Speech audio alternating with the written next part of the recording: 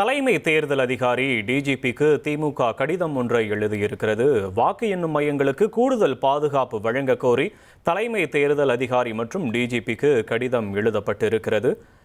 நாளை சட்டம் ஒழுங்கு பிரச்சனை ஏற்படாமல் தடுக்க நடவடிக்கை தேவைன்னு RS பாரதி இந்த கடிதத்தை எழுதியிருக்கிறார். முக்கிய செய்தியாக பார்த்து கொண்டிருக்கிறோம். நாளை 234 தொகுதிகளில் பதிவான வாக்குகள் எண்ணப்பட இருக்கக்கூடிய நிலையில் சட்டம் ஒழுங்கு பிரச்சனை ஏற்படாமல் தடுக்க நடவடிக்கை எடுக்க வேண்டும், போலீசாரை பாதுகாப்பு பணியில் கூடுதலாக ஈடுபடுத்த வேண்டும்னு கடிதம் எழுதப்பட்டிருக்கிறது. கூடுதல் விவரங்களை செய்தியாளர் ரமேஷ் வழங்க கேட்போம். ரமேஷ், வணக்கம். ரமேஷ், கடிதத்தில் வேற என்னெல்லாம் குறிப்பிட்டிருக்காங்க? முழுமையான விவரங்கள். சட்டமன்ற தேர்தலுக்கான வாக்கு எண்ணிக்கை நாளை நடைபெற உள்ள நிலையில நாளைய தினம் சட்டம் ஒழுங்கு சீர்குலைவு ஏற்படும் என்ற அச்சம் இருப்பதாக திமுக அமைப்பு செயலாளர் RS பாரதி தலைமை தேர்தல் அதிகாரிக்கும் டிஜிபிக்கும் கடிதம் ஒன்றை எழுதியிருக்கிறார். ஆன்லைன் வாயிலாக RS பாரதி அனுப்பியிருக்கக்கூடிய அந்த கடிதத்தில் 2026ஆம் ஆண்டு தமிழ்நாடு சட்டமன்ற தேர்தலுக்கான வாக்கு எண்ணிக்கை நாளைய தினம் நடைபெற இருக்கிறது.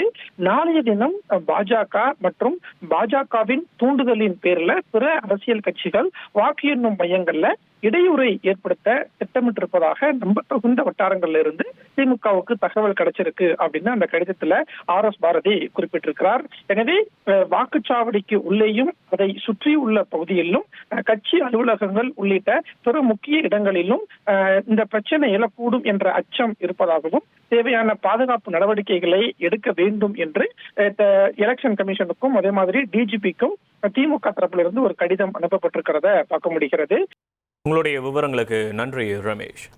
திமுக அமைப்பு செயலாளர் RS பாரதி தலைமை தேர்தல் அதிகாரி மற்றும் டிஜிபிக்கு கடிதம் எழுதியிருக்கிறார். வாக்கு எண்ணும் மையங்களுக்கு கூடுதல் பாதுகாப்பு வழங்க கோரி தலைமை தேர்தல் அதிகாரி மற்றும் டிஜிபிக்கு இந்த கடிதம் எழுதப்பட்டிருக்கிறது. நாளை வாக்கு எண்ணும் பணி நடைபெற இருக்கக்கூடிய நிலையில் சட்டம் ஒழுங்கு பிரச்சனை ஏற்படாமல் தடுக்க நடவடிக்கை தேவைன்னு கூடுதல் போலீசார பாதுகாப்பு பணியில் ஈடுபடுத்த வேண்டும்னு கடிதம் மூலமாக வலியுறுத்தப்பட்டிருக்கிறது.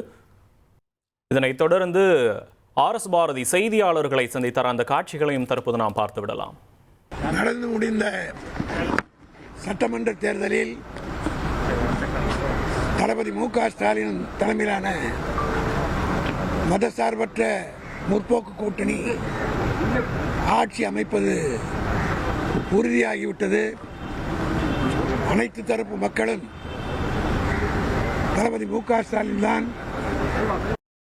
இரண்டாவது முறையாக தமிழ்நாட்டின் முதலமைச்சராக வரப்போகிறார் என்பதை எல்லோரும் கருத்து தெரிவித்ததற்கு பிறகு நாளைய தினம் வாக்கு எண்ணிக்கையில் சமூக ஊடகங்களிலே வருகிற செய்தியை பார்த்தால் பாஜக அதனுடைய கூட்டணியை சார்ந்தவர்கள் ஏதேனும் வாக்குச்சாவடி எண்ணிக்கை நடைபெறுகிற இடத்திலே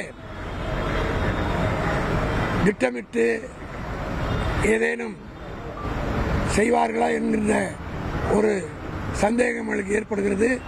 காரணம், சமூக ஊடகங்கள் அப்படிப்பட்ட செய்திகள் வந்து கொண்டிருக்கின்றன. ஆகவே தேர்தல் ஆணையத்தை நாங்கள் கேட்டுக்கொள்வதெல்லாம் எந்த புகார் வந்தாலும் உடனடியாக நடவடிக்கை எடுத்தாக வேண்டும். காரணம் என்னன்னா, நாங்கள் நடவடிக்கை எடுக்கிறோம்னு சொல்லிட்டு சாயந்தரம் வரலாம் அப்படியே வச்சுக்கிட்டு இருப்பாங்க. அதை வச்சுக்கிட்டு இருக்கும்போது ஓட்டு டிஸ்டர்ப் ஆகும். இதுக்கு பிறகு அங்கேயே லா அண்ட் ஆர்டர் கிரியேட் பண்ணி ஏதாவது பிரச்சனையை ஸ்டாப் பண்ணலாமா, கவுண்டிங்கை ஸ்டாப் பண்ணலாமான்னு செய்வதற்கு எல்லாம் பிஜேபி எதையும் செய்யக்கூடியவர்கள் தான் அவர்கள்.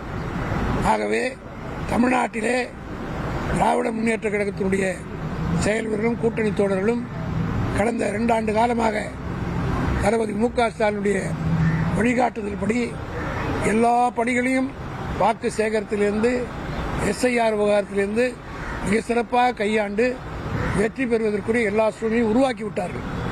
இதை கடைசி நேரத்தில் ஏதேனும் அதிகாரத்தை கையில் வைத்துக் கொண்டு இருக்கிற பாஜக தேர்தல் ஆணையம் அதுக்கு பி டீமாக செயல்படுகிறது என்பது நான் மட்டும் சொல்லவில்லை. இந்தியா பூராவும் இருக்கிற அனைத்து எதிர்க்கட்சியும் இந்த குற்றச்சாட்டை தான் சொல்கிறது. சுப்ரீம் கோர்ட்டே கூட தேர்தல் ஆணைய கமிஷனை சில நேரங்களில் கண்டித்து இருக்கிறது. ஆகவே அப்படி சீசரின் மனைவி சந்தேகத்துக்கு அப்பாற்பட்டவராக இருக்க வேண்டும். ஆனால் தேர்தல் கமிஷன் அப்படி இல்லை. ஆகவே தான் முன்னெச்சரிக்கையாக இந்த நடவடிக்கை இருக்கும். திமுக எதையும் சந்திப்பதற்கு தயாராக இருக்கிறது. அதையும் நான் தெளிவுபடுத்துகிறேன். பொதுவாக ஜென்ரல் ஸ்பெசிஃபிக்காக சொல்ல முடியாது. காரணம் அவங்க பிளானிங் எப்படின்றது நீங்கள் சோஷியல் மீடியாவில் வரதெல்லாம் பார்க்குறீங்க. அதனால we cannot be silent spectators. அதனால நமக்கு நாங்கள் நடவடிக்கை எடுக்கிறோம். ஆனால் சட்டத்துறை இருந்து திமுகவில் வலுவான ஒரு துறை. அதனால் சட்ட ரீதியாக நாளைக்கு கேட்பாங்க, ஏன் விட்டுட்டீங்க, சட்ட ரீதியாக ஏன் நடவடிக்கை முன்கூட்டியே எடுக்கிறீங்க. அதனால கம்ப்ளைண்ட் பண்ணிருப்பாங்க. இனி செல்லும் இடமெல்லாம் செய்தி. தந்தை டிவியின் வாட்ஸ்அப் சேனலை ஃபாலோ பண்ணினா செல்ல இருக்கும் இடமெல்லாம் செய்தி. இதோ QR கோட் இப்பவே ஸ்கேன் பண்ணுங்க, ஃபாலோ பண்ணுங்க.